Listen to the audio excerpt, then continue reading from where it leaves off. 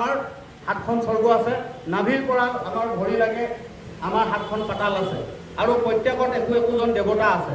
সেইকাৰণে প্ৰত্যেকটো অংগত আমাৰ একো একোজন দেৱতা বহি আছে, যিসকলে চিনি পায়। সেইকাৰণে কৈছে যে মাধৱ পুৰুষে আকৌ কৈছিলে, যাৰ পুত্ৰ হবে ঐত হৰিত হৰণ লয়া, হৰি গুণ গাৱ শুদ্ধ ভাৱে, দৰি দুগ্ধ ঘৃত মধু নদীৰ জল কপিয়া, পিতৃগণে ত্ৰিপিটিক পাৱে। যিজন মানুহে হৰিত শৰণ ল'লে সেইজন লোকৰ, সেই মানুহজনৰ সমগ্ৰ দেৱতাবিলাক, যে এই পিতৃগণ মানে কৈছে যে এই পিতৃগণ মানে হ'ল তেখেতৰ শৰীৰত থকা দেৱতাসকল।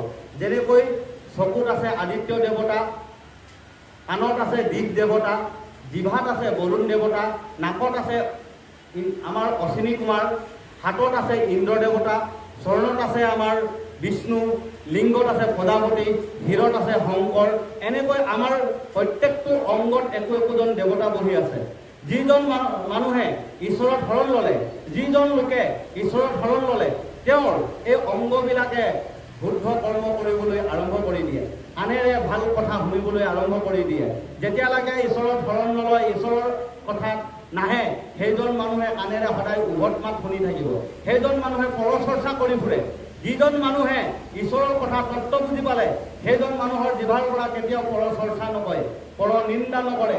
সেইজন মানুহৰ চকুৰে কাকো বেয়া দৃষ্টিৰে কেতিয়াও নাচায়। সেইকাৰণে কৈছে যে আমি চকুৰে আমি কি চাব লাগিছিল আৰু চাইছোঁ কি, আমি কাণেৰে শুনিব লাগিছিল কি আৰু শুনিছোঁ কি, আমি জিভাৰে ক'ব লাগিছিল কি আৰু কৈছোঁ কি, আমি হাতেৰে কৰিব লাগিছিল কি কৰিছোঁ কি, আমি চৰণেৰে যাব লাগিছিল ক'ত গৈছোঁ ক'ত।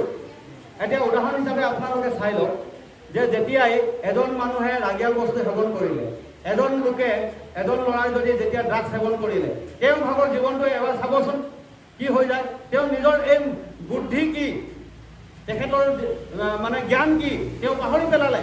আমাৰ বুদ্ধিত বৃহস্পতি, জ্ঞানত আমাৰ চন্দ্ৰ, এই যে বহি আছে, এইবিলাক তেওঁ পাহৰি যায়। পাহৰি যোৱাৰ ফলত তেওঁ শৰীৰত থকা এই যেতিয়া মাদক দ্ৰব্য যেতিয়া ভৰাই দিলে, তেতিয়া তেওঁ শৰীৰৰ কি হয়, শৰীৰৰ চৰণত থকা বিষ্ণুৱে কাম নকৰা হৈ যায়।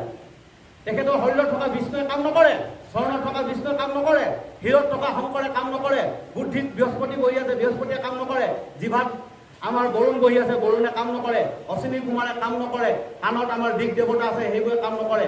যেতিয়াই কাম নকৰে, তেওঁ কি হ'ল দেখিব যে যেতিয়া অধিক নিচা হৈ গ'ল, নিজৰ শৰীৰৰ অংগটো দাঙিব নোৱাৰা হৈ গ'ল। এই বাটে ঘাটে পৰি থাকে, দেখিব আপোনালোকে।